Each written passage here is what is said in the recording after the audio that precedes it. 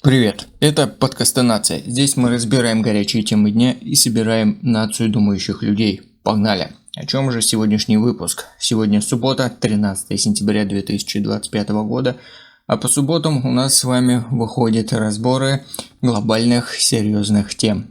Сегодня мы поговорим об одной, но очень важной идее, почему то, что происходит в локальных регионах, странах или же сообществах, может иметь огромное значение для всего мира и для каждого из нас. Не просто что случилось, а как локальные события трансформируются в глобальные тренды и почему это важно лично для меня, то есть для каждого из нас. Мы пройдемся по нескольким примерам и сферам от голода и гуманитарных кризисов до экономических, экологических и информационных шоков. И по ходу будем думать, как они влияют на нашу жизнь, на наш климат доверия и на то, как мы воспринимаем мир. И первый пример – это голод в Сирии, международный эффект. Что происходит? А то, что сейчас в Сирии переживается один из самых серьезных кризисов продовольственной безопасности за последние десятилетия. Около 14,5 миллионов человек сталкиваются с нехваткой продовольствия. Из них 9,1 миллиона находятся в остром кризисе, а 5,4 миллиона очень близки к голоду. Основные причины – серьезная засуха, коллапс сельского хозяйства, экономический кризис, политическая нестабильность, разрушенная инфраструктура и снижение международной помощи. Снижение урожайности пшеницы на 40%, увеличение импорта зерна и ослабление национальной валюты. Все это создает цепную реакцию экономических и гуманитарных проблем. Как это влияет на весь мир? Ну, во-первых, рост цен на зерно и продовольствие. Когда Сирия, как и другие зоны, зависимые от импорта зерна, сталкиваются с дефицитом, ее спрос выкидывается на мировой рынок. Это может повышать мировые цены на пшеницу, особенно серьезно для стран-импортеров. Во-вторых, усиление миграционных потоков. Семьи, не способные накормить себя, вынуждены покидать дома, искать убежища, переселяться. Это создает волны миграции, нагрузку на соседние страны и усиливает международную напряженность. В-третьих, сокращение гуманитарной помощи. Когда помощь становится недостаточной или же международные доноры переключаются на другие кризисы, нагрузка ложится на глобальную систему поддержки, а это может вызвать цепную реакцию, когда другие регионы тоже пострадают из-за нехватки ресурсов. В-четвертых, глобальные политические последствия. Голодные кризисы часто становятся точками мобилизации, вызывают политические потрясения, смены власти и социальную нестабильность. Все это само по себе переходит в международные повестки и влияет на глобальную безопасность. Выводы для зрителей и слушателей подкаста «Нация». Локальный кризис вроде сирийского продовольственного коллапса – это не просто трагедия для одной страны. Это пулевое звено в цепочке глобальных эффектов от продовольственных рынков до миграции, от цен на хлеб до доверия к международным институтам. Для наций думающих важно видеть, продовольственные проблемы – это не чужие трудности, а сигналы, которые могут изменить экономику, политику и жизнь миллионов по всему миру. Пример номер 2 – это множественные break-based failures, когда рушатся зерновые пояса мира. Что такое множественные bread-basket failures? Термин этот означает ситуацию, когда ключевые аграрные регионы, так называемые зерновые пояса, одновременно терпят неурожай из-за засух, наводнений, экстремальных погодных условий или других климатических стрессов. Когда такие сбои случаются в нескольких крупных регионах одновременно, последствия распространяются далеко за их пределы. В условиях изменения климата, экстремальной погоды и нарушения цепочек поставок риск одновременных неурожаев резко возрастает. Это может привести к глобальной продовольственной нестабильности. Глобальные последствия – это пищевые кризисы и инфляция. Глобальный дефицит зерна приводит к скачкам цен на основные продукты питания. Это усиливает инфляцию, удары по уязвимым слоям населения и питательную нестабильность, особенно в бедных импортозависимых странах. Также это усиление социальной напряженности в уязвимых странах, рост недовольства, протесты, социальные волнения. Эти страны могут стать источниками миграции и гуманитарных кризисов. Также нарушение цепочек поставок и торговли. Резкие скачки цен и нехватка продовольствия подрывают устойчивость глобальных торговых систем, делают торговлю дорогой и непредсказуемой, что сказывается на всемировой продовольственной безопасности. Также политический эффект, риски продовольственного недоверия. Продовольственные кризисы могут стать фактором политических кризисов, смены режимов, а также точкой давления на правительство и международные организации.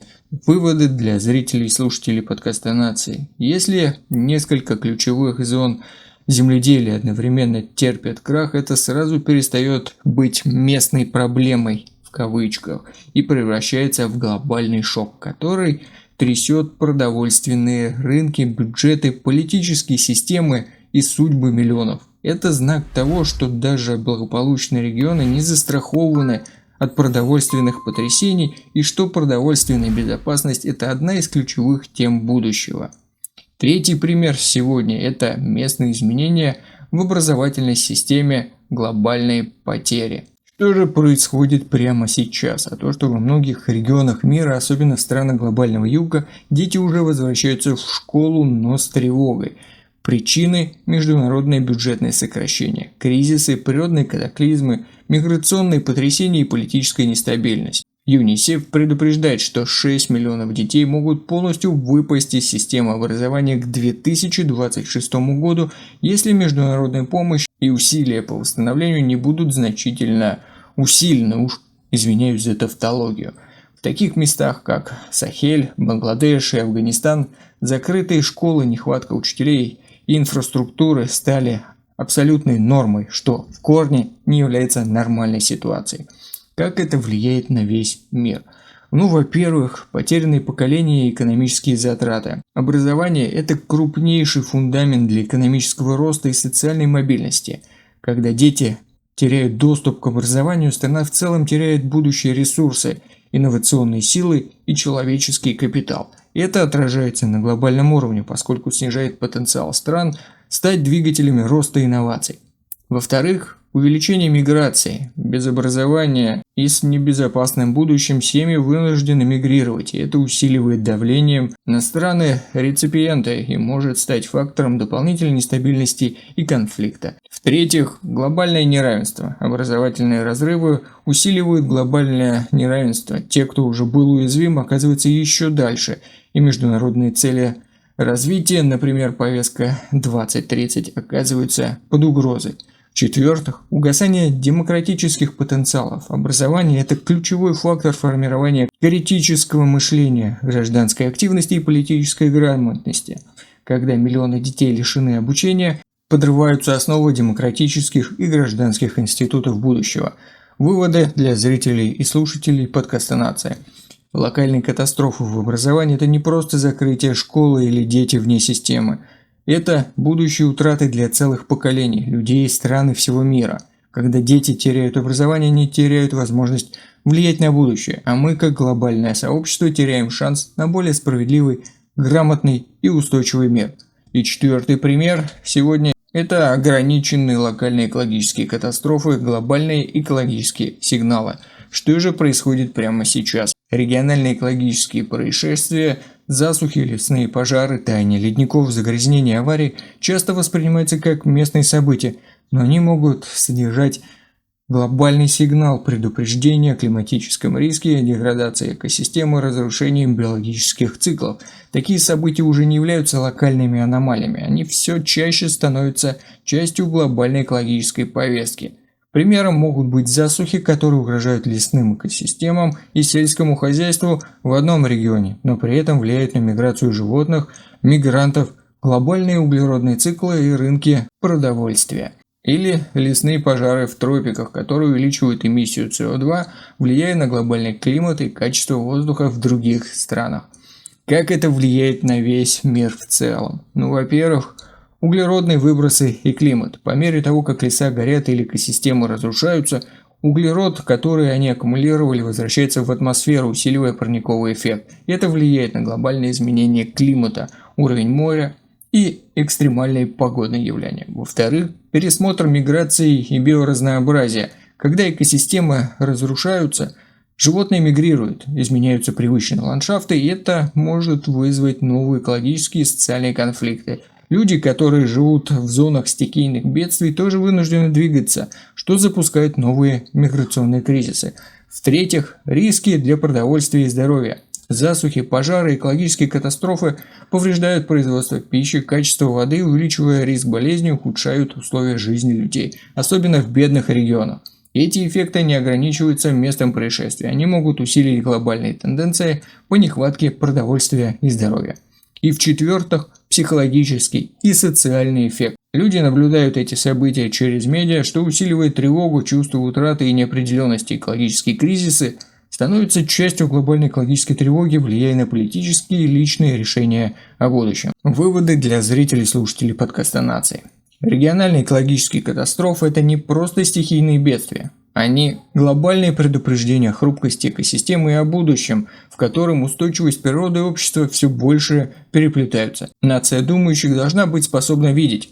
Локальный лесной пожар или засуха – это не просто местное событие, это часть общей истории климата, ресурсов и будущего, в котором нам всем придется дальше жить. Мы разобрали 4 разных сценария – гуманитарный, продовольственный, образовательный и экологический, и увидели, как локальные события могут запускать цепные реакции, которые влияют на весь мир. Это не просто список трагедий или кризисов, это карты смыслов и сигналов, которые формируют наше будущее и наше восприятие глобальной трансформации. Что важно для наций думающих? Видеть, что локальное часто недооценено как источник глобальных изменений. Осознавать, что каждый кризис – это не просто проблема где-то там, а возможность переосмыслить, какие решения мы принимаем сегодня и как они влияют на наше завтра. Понимать, что в эпоху взаимосвязанных миров мы и их становится все труднее разделять, и именно от нашего мышления зависит то, каким будет завтрашний день. Именно поэтому каждый зритель или слушатель, независимо от нации, должен размышлять над тем, что происходит, как это влияет на их жизнь и будущее. Спасибо, граждане. Подписка, колокол, комментарий. Вступайте в нацию думающих людей и думайте громко, но спорьте аргументами. Вы уже граждане подкаста «Нация».